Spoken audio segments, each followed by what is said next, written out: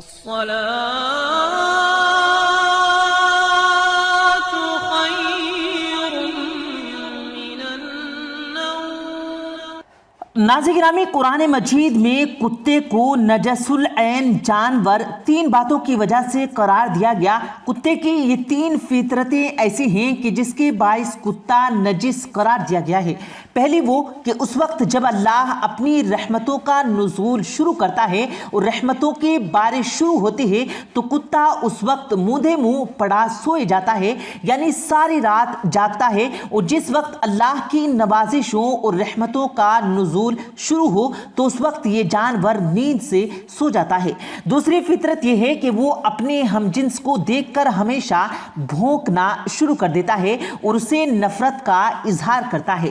تیسری فطرت یہ ہے کہ اپنی غذائی ضرورت کو پورا کرنے کے بعد باقی بادہ غذا کو کتا زمین میں گڑا کھود کر اس میں دفن کر دیتا ہے تاکہ یہ غذا کسی اور کے کام نہ آ سکے۔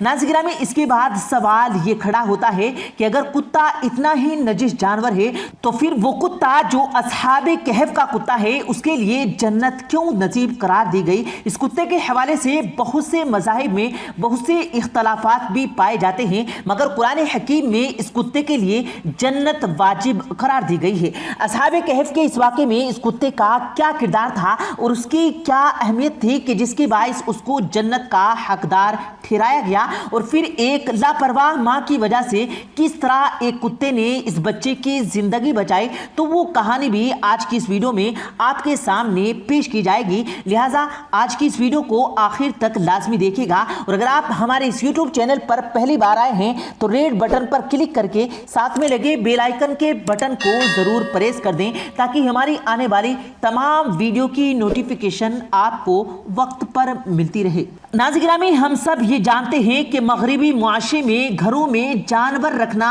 اور خاص طور پر کتا رکھنے کا رواج بہت ہی زیادہ ہے۔ یہ لوگ اپنے جانور سے بھی ایسے محبت کرتے ہیں جیسے اپنے بچوں سے محبت کرتے ہیں، اور بعض اوقات تو اپنے جانوروں پر خاص طور پر اپنے کتوں کا اس سے زیادہ خیال رکھتے ہیں کہ جتنا وہ اپنے بچوں کا خیال بھی نہیں رکھتے ہیں۔ ان معاشرے میں خوبصورت جانوروں کو بھی مارنا، اس پر ظلم کرنا یا اس کو کوئی نقصان پہنچانا ہرگز جائز نہیں ہے، لیکن جواباً جانور بھی اس سے ایسے ہی محبت کا اظہار کرتے ہیں کہ دنیا دیکھتی رہ جاتی ہے تو اش کر اٹھتی ہے۔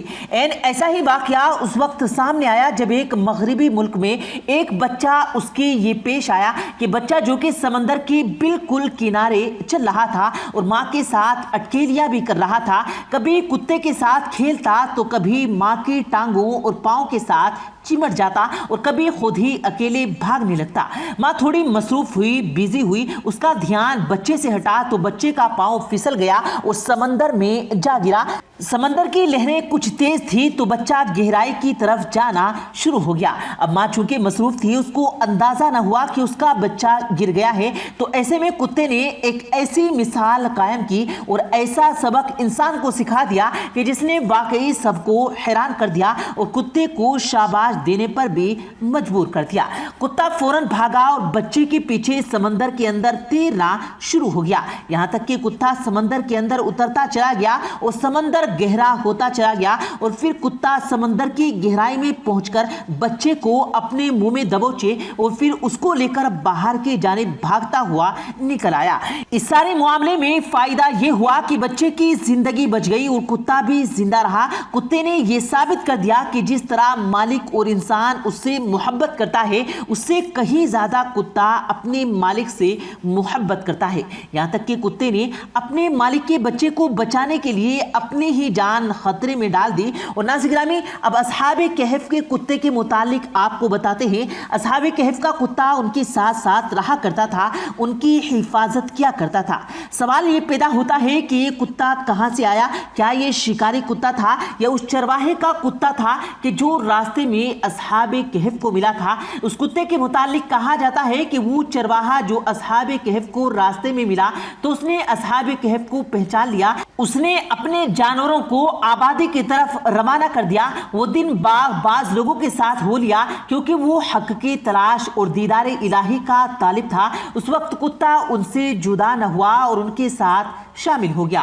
پھر کچھ دور غار کے قریب آئے تو اس کتے نے اپنی فطرت کے مطابق بھونکنا چاہا، لیکن ایک دم رک گیا۔ یہ کتا سر نیچے کر کے بیٹھ گیا اور دشمن نے جب یہ دیکھا کہ کتے تو سر جھکائے بیٹھا ہے اور یہ کیسے ہو سکتا ہے کہ وہاں پر اگر کوئی انسان موجود ہو تو یہ کتا بھونکتا ضرور، چنانچہ وہ یہ سوچتے ہوئے وہاں سے گزر گئے۔ ناظرین گرامی، اس کتے نے اپنی فطرت کو چھوڑا اور فرمایا کہ اس کتے کے لیے جنت واجب ہے۔ یہ تمام معاملہ تفصیل سے بیان کرنے کا مقصد یہ تھا کہ آپ ذرا غور کیجئے کہ وہ تمام عادتیں جن کی وجہ سے کتا نجس یعنی ناپاک قرار دیا گیا، وہ تمام فطرتیں آج کسی اور مصروف میں بھی واضح طور پر نظر آتی ہیں اور ادھر حقیقت سے منہ چھپائے نہیں چھپایا جا سکتا۔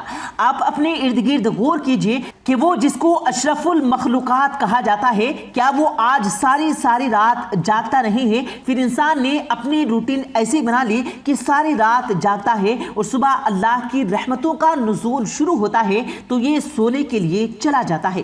سوشل میڈیا استعمال کیا جاتا ہے، ٹک ٹاک کی ویڈیو کی لعنت ہماری قوم پر مسلط ہو چکی ہے اور پھر تنہائی کے لمحات میں کچھ ایسا ماحول بھی دیکھا جاتا ہے کہ جس سے مزید غلط کاریوں اور گناہ کی طرف ذہن راغب ہوتا ہے۔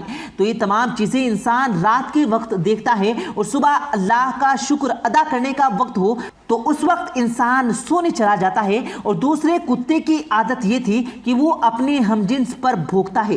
تو ناظرین گرامی، ذرا نظر دوڑائیے کہ آج کا انسان، آج کا مسلمان کیا اپنے بہن بھائیوں سے نفرت نہیں کرتا؟ کیا جائیداد کی تنازع پر اپنے ہی بھائی کو قتل نہیں کرتا اور بہن کا حق نہیں جا رہا؟ اور چھوٹے تنازع پر کیا انسان دوسرے انسان کا ناحق قتل نہیں کر رہا ہے؟ تو ایسا ہمارے معاشرے میں ہو رہا ہے۔ تو تیسری سب سے اہم چیز یہ ہے کہ ہمارے یہاں غذا کو اس طرح ضائع کیا جاتا ہے کہ جس کی ہمارے یہاں مثال نہیں ملتی۔ اور جس ہوٹل سے ہم کھانا کھا کر نکلتے ہیں، جس شادی کے ہوٹل پر ہم ایک فنکشن اٹینڈ کرتے ہیں اور وہاں پر دیکھتے ہیں کہ کتنا کھانا ضائع کیا جا رہا ہے، اسی ہوٹل کے باہر سڑک پر ایک شخص جو کہ ایک وقت کی روٹی کے لیے ترس رہا ہوتا ہے۔ آپ یہ دیکھیے کہ ہمارے یہاں عید قرباں پر جانور تو اللہ کے نام پر ذبح کیا جاتا ہے، اس گوشت کو فریزر کے اندر بھر کر رکھ دیا جاتا ہے، لیکن جو دروازے پر غریب اور فقیر اور ضرورت مند آتے ہیں اور سوال کرتے ہیں تو ان کو دھتکار دیا جاتا ہے۔ اپنی ضرورت سے زیادہ اگر غذا کو ہم بچا کر رکھ لیتے ہیں، یہاں تک کہ وہ ضائع ہو جاتی ہے تو اس کو اٹھا کر باہر پھینک دیتے ہیں، لیکن وہ لقمہ کسی انسان کے پیٹ میں اترنے نہیں دیتے۔ اب ناظرین گرامی، اب آپ خود ہی غور کر لیجئے کہ جو تمام عادتیں ایک کتے میں موجود تھی اور اس کو نجس قرار دیا گیا، وہ آج کے انسان میں موجود نہیں ہیں، لیکن یہ اللہ کی رحمت ہے، یہ اس کا کرم ہے اور یہ اس کے انسان سے محبت ہے کہ جو انسان کو اس کی ماں سے بھی زیادہ اور یہاں تک کہ 70 ماؤں سے بھی زیادہ محبت کرنے والا ہے کہ وہ اس انسان کو معاف بھی کرتا ہے اور اس انسان کو رزق بھی دیتا ہے اور اس کو زندگی کی سانسیں بھی فراہم کرتا آ رہا ہے۔ بس آپ سے گزارش ہے کہ آپ نے اللہ کا شکر ادا کیجئے اور اس کی اطاعت کے لیے اللہ کی رسی کو مضبوطی سے تھام لیجئے کہ یہی فلاح کا راستہ ہے۔ تو پیارے دوستو، اللہ پاک سے دعا ہے اللہ پاک ہم سب کو ان سب باتوں پر عمل کرنے کی توفیق دے، آمین اللہم آمین۔ پیارے دوستو، امید کرتے ہیں آپ کو آج کی ہماری یہ ویڈیو ضرور پسند آئی ہوگی۔ اگر آپ کو یہ ویڈیو پسند آیا ہو تو اس ویڈیو کو دل سے لائک کریں اور زیادہ سے زیادہ لوگوں تک اس ویڈیو کو ثواب کی نیت سے شیئر کریں، اور اس ویڈیو کے بارے میں آپ کی کیا رائے ہے کمنٹ سیکشن میں اپنی رائے کا اظہار ضرور دیں، اور مزید اسی طرح کی روز کی ویڈیو پانے کے لیے ہمارے چینل کو ضرور سبسکرائب کریں۔ ملتے ہیں پھر ایک نئی ویڈیو کے ساتھ، تب تک کے لیے اللہ حافظ۔